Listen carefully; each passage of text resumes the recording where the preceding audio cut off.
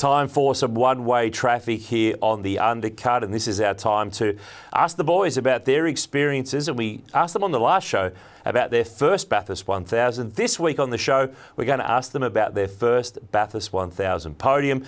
Moff, we'll start with you. 2014 was a very weird day at Mount Panorama. You got on the podium with a Nissan that did not look like it started the day. No, there was certainly a bit going on that day. That's the understatement of the show. So, yeah, probably the one and only time the race has been red flagged halfway through its duration, and yeah, it was timely for us that that red flag occurred, because we needed to undertake some fairly significant repairs to the front of the car. Plenty of tape. Was it better aero-wise there? It was a little bit slippery. A little slippery with all that tape on the front? Straight, actually, so yeah. And that was actually from...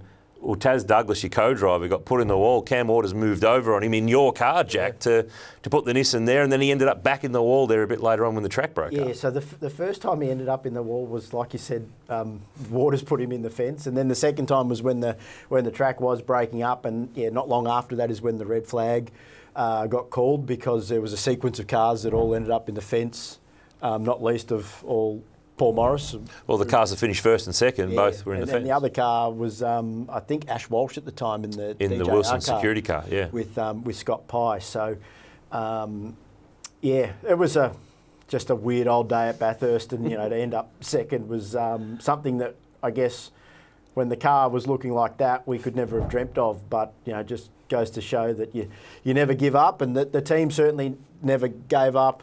They worked, you know, just flat out under that red flag period, repairing the car and to get it back into a reasonable state.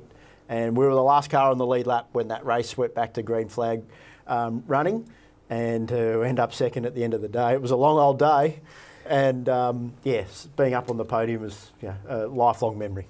Two things. I can't believe they didn't have yellow race tape. The black race tape. Look, not a good look. What's going on there? The second thing that I saw, I don't know if anyone else picked up on it, was Taz Douglas on the podium holding his phone.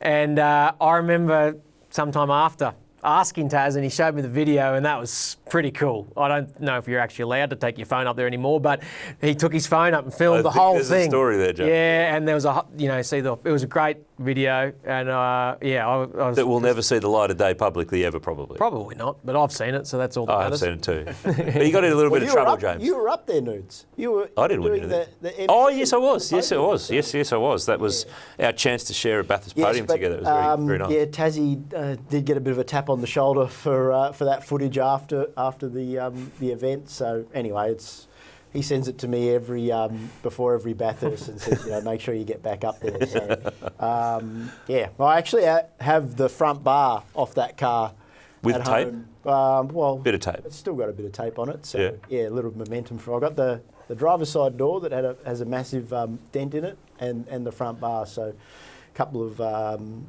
parts off the car as memento. When did you know in that race? Because there was so much crazy stuff going on.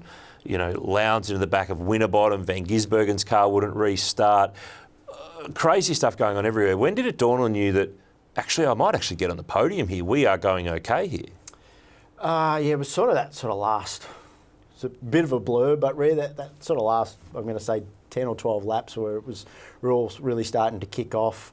I think we were running maybe 5th at the time, and Lowndes and Winterbottom come together. I think Lowndesy sent Winterbottom coming off. It was the sun. It was the sun. Exit turn 1, wasn't it? Yeah. That's why I love Hell Corner so much. I think I jumped into 4th at that point. I remember seeing it at the time going, well, Lowndesy's a fair chance to get a penalty there, and sure enough got a drive through, so we slipped into 3rd, and at that point I was like, okay, we're a chance here if we can sort of just keep it on the track. And then come the last lap, obviously everything sort of kicked off with Jamie and the fuel, and yeah, he ran out coming down Conrod and passed him coming out of the chase, and yeah, we ended up second. So yeah, it was a bit surreal at the time. Jack, 2014 is a bit of a one that got away for you, isn't it? Yep, absolutely, Noons. We, myself and Cam Orders, who was a rookie, we were looking really good. I think I might have passed Moff in the second to last stint to get into 3rd or 4th. Would have been down the straight. It was probably most likely definitely down the straight. Sounds like a Nissan driver. We had a great day to that point and looking pretty good to be on the podium, but yeah, we didn't. I think we got a drive through for getting released into Fabian Coulthard in pit lane, which, you know, I think that was late in the race, wasn't it? So there wasn't much time to recover. And I think that car controller was a serial offender for me, to be honest. I think I had 3 or 4 of them throughout the year at Tickford, but we can't get hung up in the history. It's what could have been. I was proud of getting in the shootout that year, and Cam did a great job in his first ever Bathurst, but we didn't get the results, and that's all that matters now.